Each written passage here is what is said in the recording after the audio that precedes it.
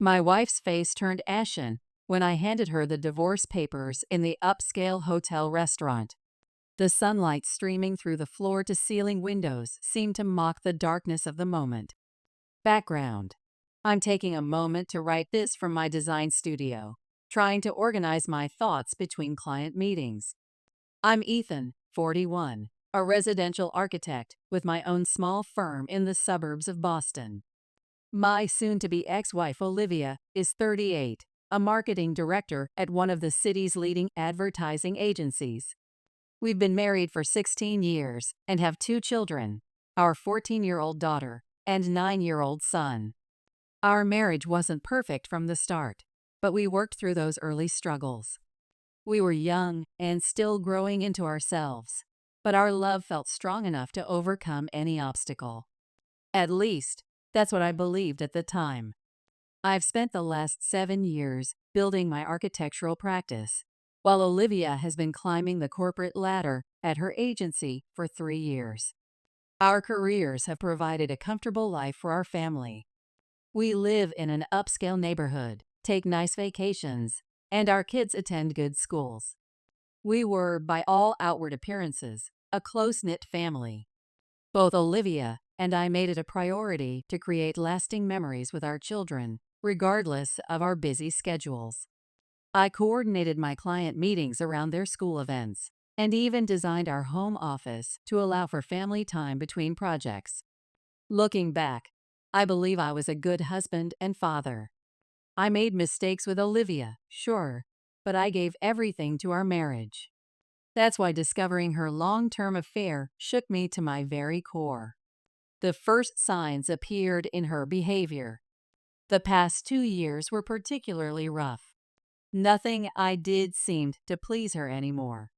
She constantly compared me to Nathan, her creative director, though I didn't know the significance of those comparisons at the time.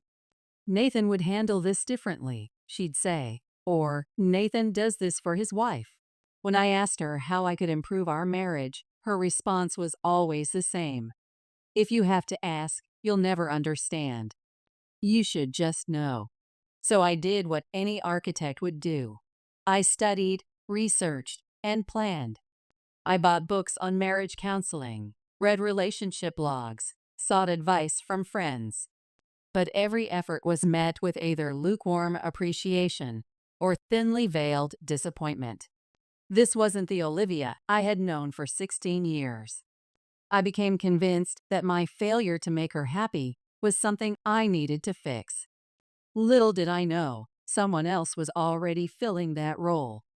The growing distance. We were close to Nathan and Victoria, his wife.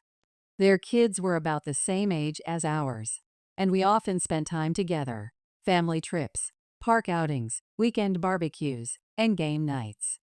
They'd been to our house countless times, and we to theirs.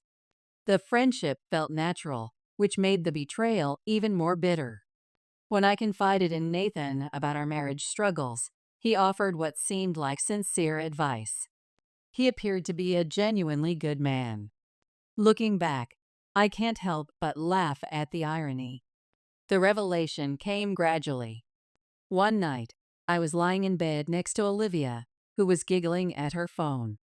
The sound of her laughter, something I hadn't heard directed at me in months, made me curious. When I leaned over to see what was so amusing, she yanked the phone away, as if it had burned her. Her reaction was immediate and hostile. "What do you think you're doing?" she snapped, her voice sharp enough to cut through the bedroom's darkness. "I just wanted to know what was so funny," I replied, trying to keep my voice level. "It's none of your business," she retorted, before storming off to the bathroom with her phone clutched to her chest. That was the moment my architect's mind began piecing together the blueprint of her deception. I didn't have concrete evidence yet, but deep down, I knew something was terribly wrong.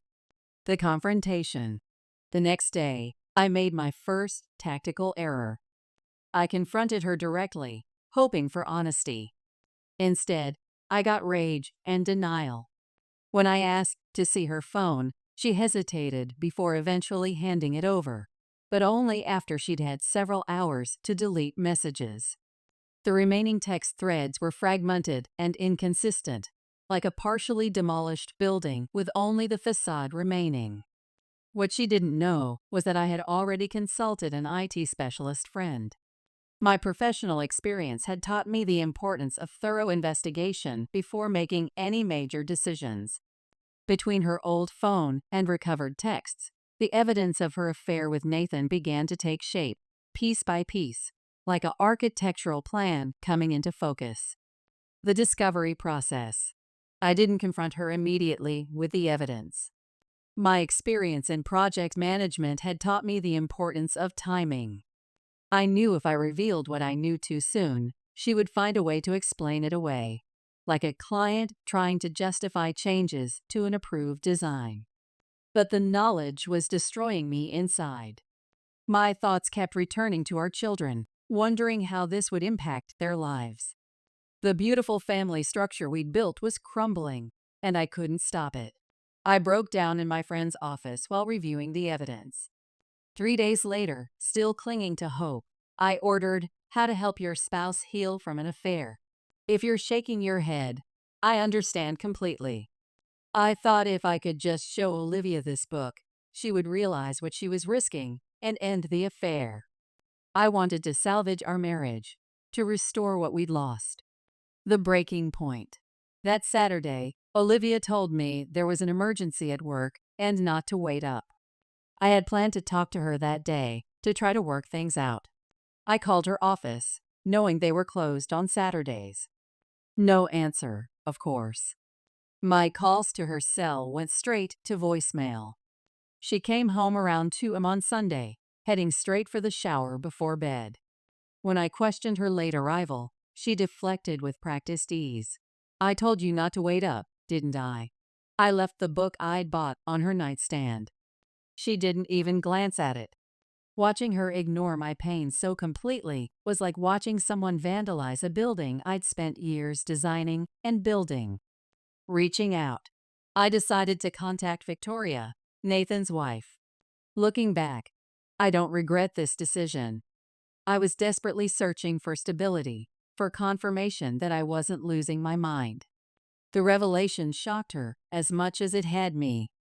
When she suggested confronting Nathan immediately, I advised against it, knowing he would likely try to cover his tracks, just as Olivia had done. Victoria and I met at her house, a modern craftsman's style I had always admired, to compare notes. The evidence I had was fragmentary, like an incomplete blueprint, but she needed more proof. We agreed to gather information separately and then combine what we found. As I increased surveillance on Olivia, Victoria did the same with Nathan. The evidence mounts. Victoria found damning evidence quickly. Nathan, in his arrogance, hadn't even bothered to delete the texts between himself and Olivia.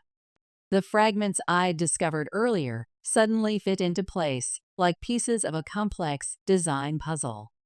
The affair had been going on for 2 years. The revelation hit me like a structural failure in one of my buildings, catastrophic and complete. The places they'd met made me physically ill. Our home, their house, luxury hotels during business trips. They'd even exchanged photos, but Victoria and I chose not to look at them. Some architectural details are better left unexamined. The plan. Though we weren't having an affair ourselves, Victoria and I formed an alliance. We decided they could have each other if that's what they wanted, but it would be on our terms. We gathered our divorce paperwork simultaneously, determined to take control of the situation. We played our parts perfectly. Our spouses had no idea what we knew. Through our collaboration, we identified the hotel where they had planned their next weekend rendezvous. The confrontation. I arrived at the hotel with a sheriff in tow. While he handled the formal arrangements, I waited in the restaurant, chose a table near the window where the natural light was strongest, an architect's habit. When Olivia was called down from her room, she appeared wearing what looked like hotel-provided attire. The shock on her face when she saw me sitting there was palpable. "What are you doing here?" she demanded, her voice trembling with fury and fear. The sheriff confirmed her identity, and she was served with the divorce papers. The stunned expression on her face was both satisfying and heartbreaking, like seeing a flawed design finally exposed for what it is. I stood to leave, my part complete, not wanting to engage in a scene. But Olivia grabbed my arm, her grip desperate. "What is this? Let me explain. You've got it all wrong." "This is your fault," she shouted, beginning to cry. I simply said, "You had an affair, Olivia. I'm done." The sheriff had to order her to release my arm. I left quickly, my anger threatening to overwhelm my carefully maintained composure. The aftermath. According to what I heard later, when Olivia told Nathan about being served, he rushed home, only to find himself in the same situation. We had blindsided them just as they had betrayed us. While Victoria's divorce might take longer, mine would be finalized in a few months. Both Olivia and Nathan have been fighting the divorces. Their excuses follow a predictable pattern. They never meant to leave their spouses. It was purely physical. Other couples have survived worse. They made mistakes and deserve another chance.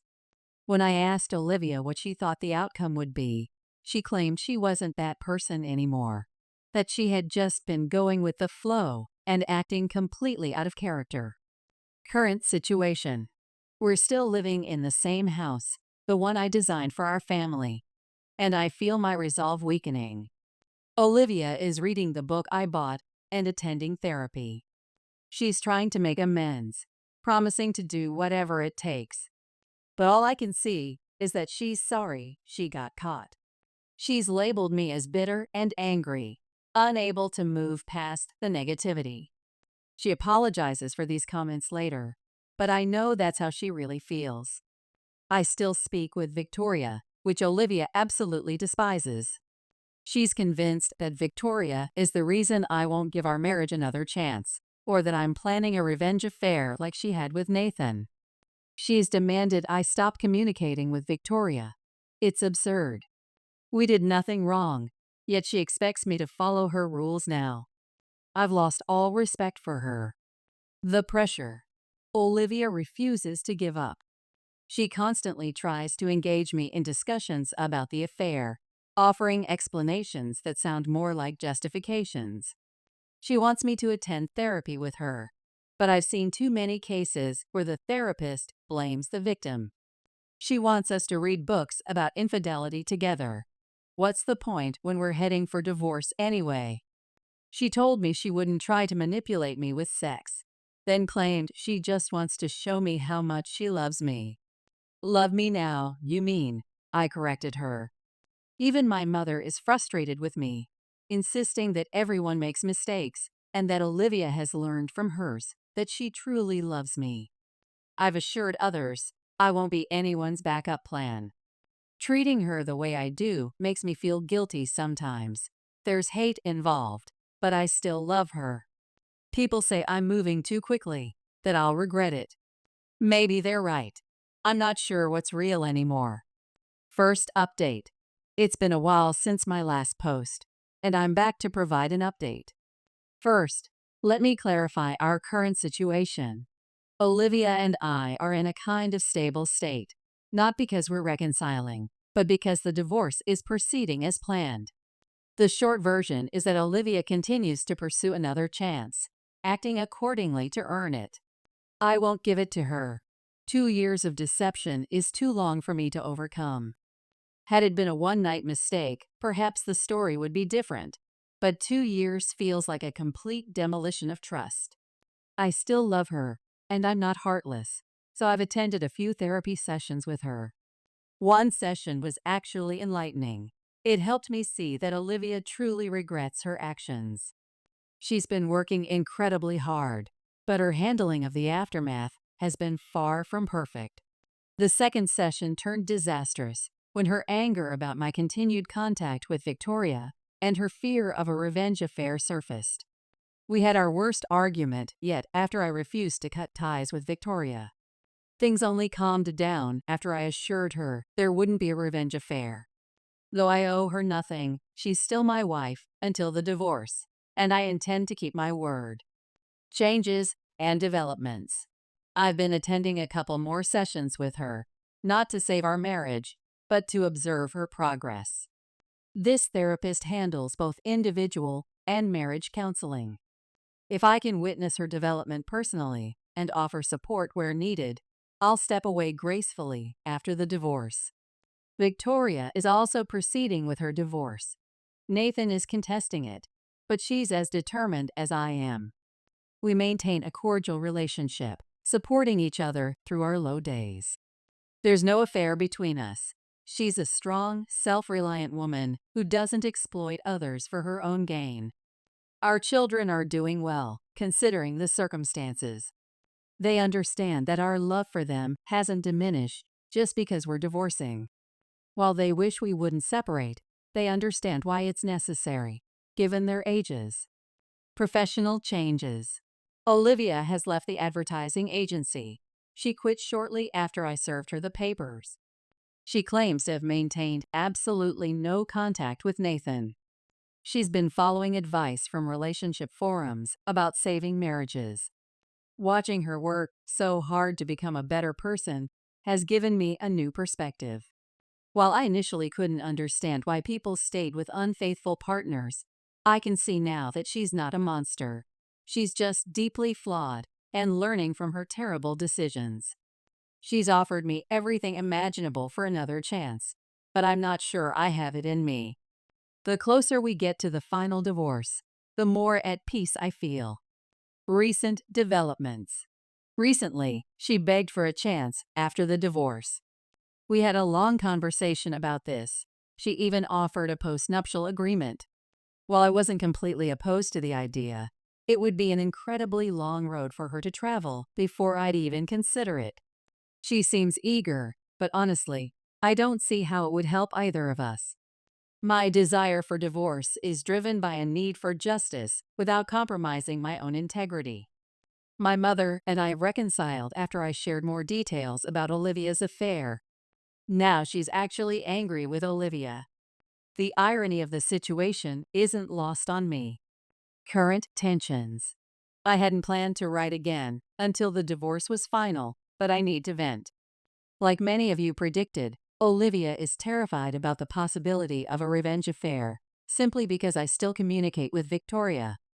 She seems particularly insecure about Victoria, younger, beautiful, running her own successful design firm. The nerve of Olivia to lecture me about two wrongs don't make a right is still astounding. She's not wrong, of course, and I never intended to pursue anything, but her hypocrisy bothers me. Every time I meet with Victoria, Olivia becomes either depressed or extremely clingy. She's thrown herself at me several times, trying to ensure I won't cheat back.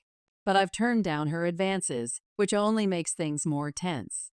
While we betrayed spouses struggle to pick up the pieces, the cheaters seem focused solely on their own suffering. Family dynamics.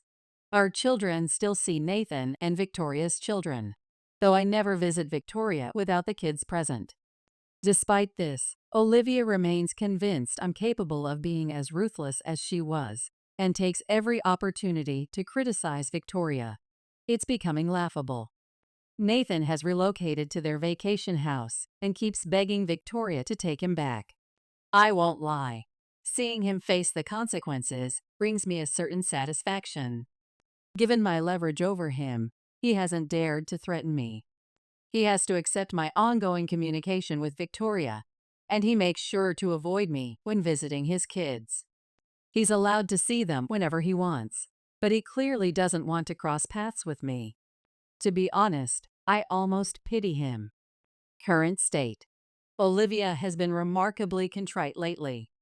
She's showering me with attention and affection that I simply deflect. I'm not in a good headspace today. We have another therapy session scheduled, and I feel like unleashing all the pain and hurt she's caused me. My anger has become almost unbearable. Latest update. Nothing particularly new to report, though reviewing my posts has helped me see how valuable this community has been in helping people like us understand our situations better. I've been reading extensively about infidelity. During a recent therapy session, Olivia asked for more time to win me back. She presented reason after reason why I should at least try to help restore our marriage. Not quite reconciliation yet. I kept emphasizing that her primary motivation was the fallout from her affair. She wouldn't be trying if she could still see Nathan. For months, she emotionally abused me, and I'm not the type to be walked over, even by the woman I loved. She owned all her mistakes and apologized again, promising to make it up to me. She believes we can make our marriage stronger than ever. Having plenty of time to spare, I asked if she'd be willing to tolerate my anger. She said absolutely. She wants me to dump on her anytime I need to process my grief. When I questioned her about the affair, instead of her usual million excuses, she was honest this time. She admitted there was no justification for what she did and said she would spend every day for the rest of her life showing me through actions that she was truly sorry and would never hurt me that way again. Emotional revelations. During our conversation, Olivia poured out her emotions, helping me understand that she was deeply insecure about herself and jealous of Victoria. She admitted her ego skyrocketed during the affair. She loved feeling beautiful and wanted. She rarely considered the consequences, though they occasionally crossed her mind. Now she regrets the affair deeply and says she'll carry this guilt for the rest of her life, likely never forgiving herself. She confessed that she could never compare to Victoria, and her certainty that I would cheat stemmed from Victoria being not only gorgeous, but also a woman of integrity. Victoria has never threatened or acted meanly toward her. It was all Olivia's fears and perhaps my anger at her betrayal. Therapy sessions. Things got interesting in therapy. The therapist asked what it would take for me to consider Olivia's offer. I couldn't think of anything. What I have now is a facade of a marriage I never signed up for. I told her I'd need a time machine. She informed me that every marriage deals with issues from death to adultery, and how those issues are handled shows the marriage's resilience. I asked the therapist to focus on Olivia instead of us, as I couldn't believe where this conversation was heading. The therapist suggested my inability to consider logical arguments might be a communication issue. I agreed to disagree. Unexpected proposal. During the drive home, Olivia and I had a long conversation. She asked if her affair had made me feel emasculated, a question she'd never asked before. When I said yes, she surprised me by asking if sleeping with another woman would make me feel better. I reminded her again that I'm not and never will be a vengeful lover. She clarified she meant a trial separation where I could get my mojo back while she remained faithful and waited for me to return to the marriage. Her suggestion seemed desperate and insane. I asked how having both partners involved in affairs would help our marriage. She explained it wouldn't be an affair since we'd be separated with conditions allowing me to see other people. She pointed out we were divorcing anyway, so if this didn't help us, at least I could see what the outside world offered. I told her it was a huge risk on her part and clearly rejected the proposal. Recent changes. For the past few weeks, Olivia has been remarkably quiet and patient, a stark contrast to her previous insecure behavior. While I know I shouldn't trust this change, it's challenging to maintain my distance, especially since she's been surprisingly cooperative with the divorce proceedings, even though she doesn't want them. I've read many stories of divorces turning hostile, but being in this surreal state is difficult to navigate. Holiday season. Olivia and I have decided to remain civil and celebrate the holidays as a family, though we both know this will be our last holiday season together. We're doing this for our children, who have been incredibly understanding throughout this process. The divorce will be official in mid-February, and we've agreed to split everything equally, though she's been more than generous on her side. She keeps telling me it's because I've been an excellent husband and father insisting I should get more than a fair settlement considering what she's done. I'm still unsure if this is a tactic, though I am benefiting somewhat more thanks to her generosity. That's not to say she's losing significantly in the divorce. Therapy and intimacy. I've chosen to stop attending therapy sessions with her. It was confusing her and giving false hope. She's expressed a strong desire to be close to me constantly, acknowledging that her affair made me feel emasculated and unwanted. She's been initiating intimacy quite frequently, much more than before all of this happened. It feels odd that she's doing this now, but I've come to understand this as her attempt to address my insecurities. Though I've turned her down, she persists, claiming this has nothing to do with reconciliation.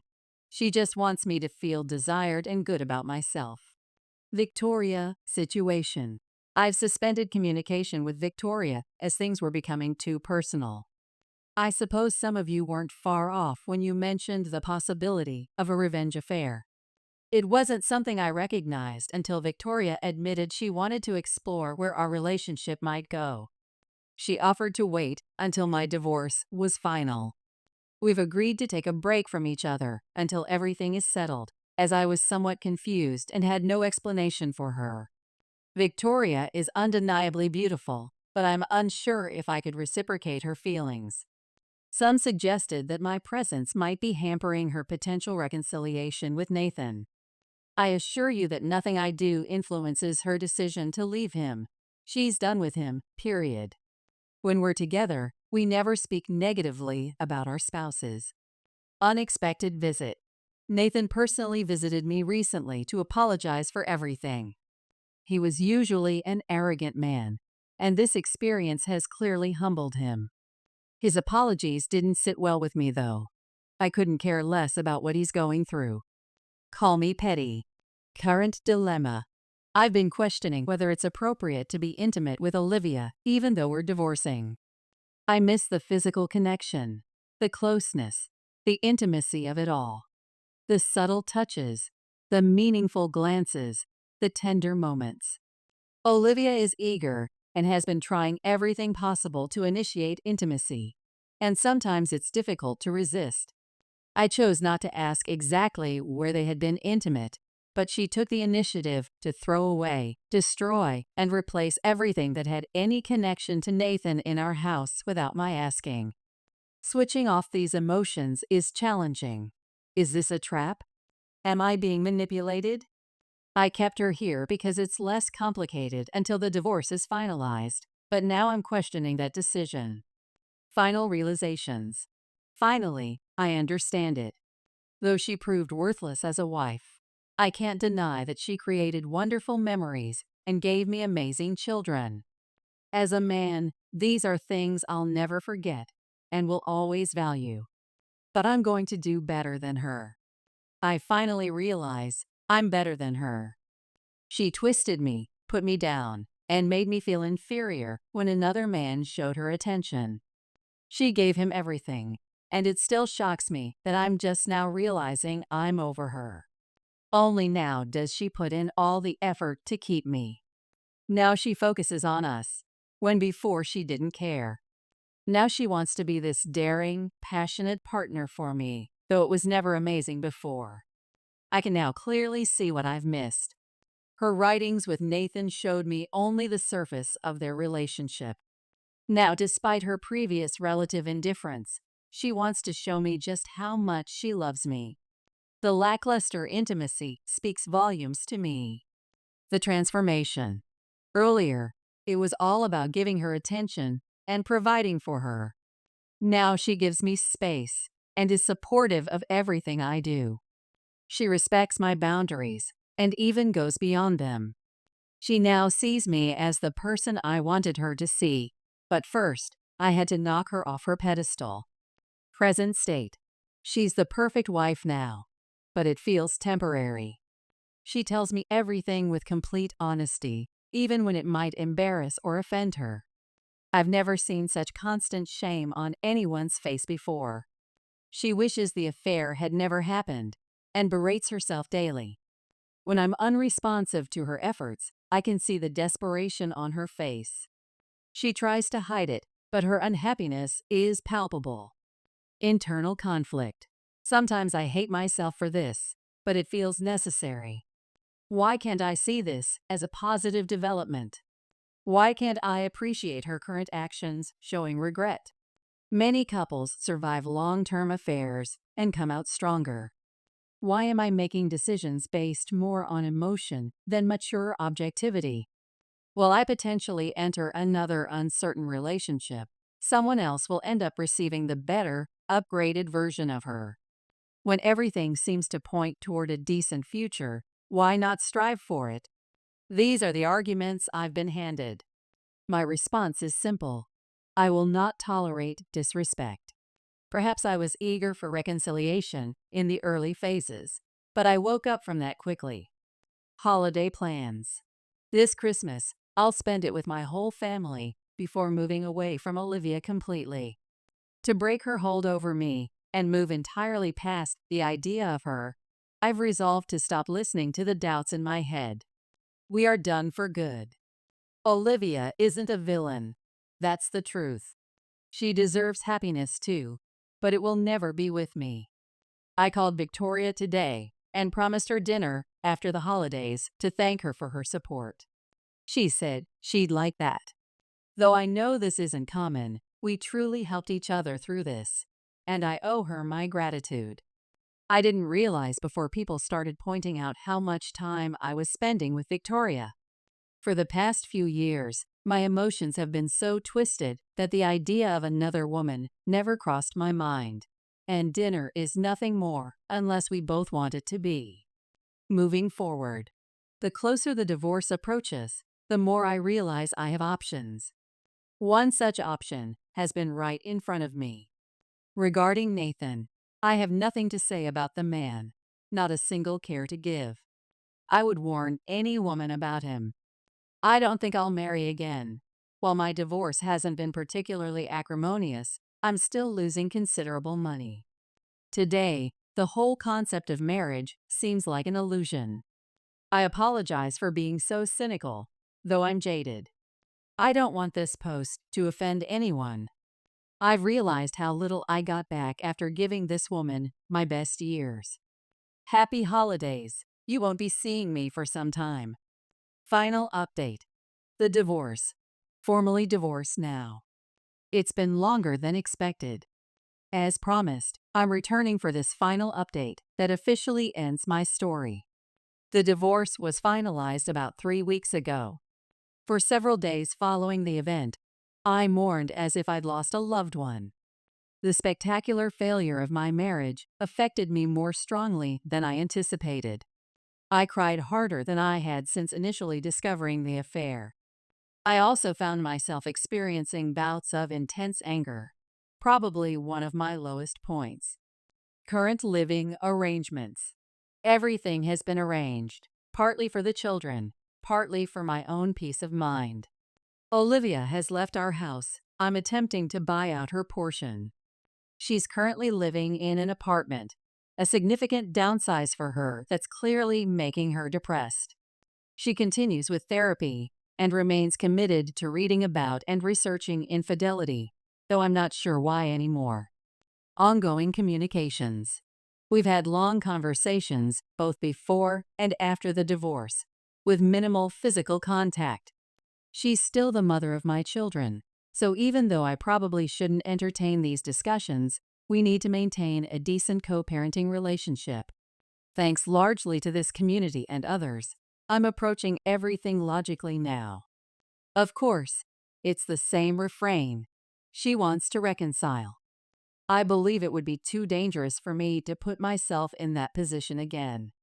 I regret not being in the right mindset to forgive her. Victoria situation update. I went to dinner with Victoria last weekend, purely for companionship and conversation. We covered a lot of ground, and things became flirtatious. I have to admit, I was somewhat hesitant about the shifting mood. The evening ended up being quite passionate. I apologize for the TMI, but it was probably the most amazing physical connection I've ever experienced. Victoria is incredibly giving, far more than Olivia ever was.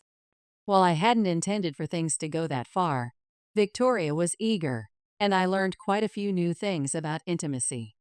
It was the first time I'd been with someone who was genuinely eager to satisfy me, rather than the other way around. She's divorced Nathan now, so I probably shouldn't call her the other betrayed spouse anymore, but for privacy's sake, I'll keep using that term. Moving forward. To be honest, I don't see us rushing into a relationship. That evening, I suppose the combination of emotions and wine got the better of us. While I'm not sure she would want to pursue anything serious, she's helped me rebuild myself emotionally. I feel remarkably good. Though this may not be what people want to hear, the intimacy with Victoria significantly helped restore my self-esteem issues.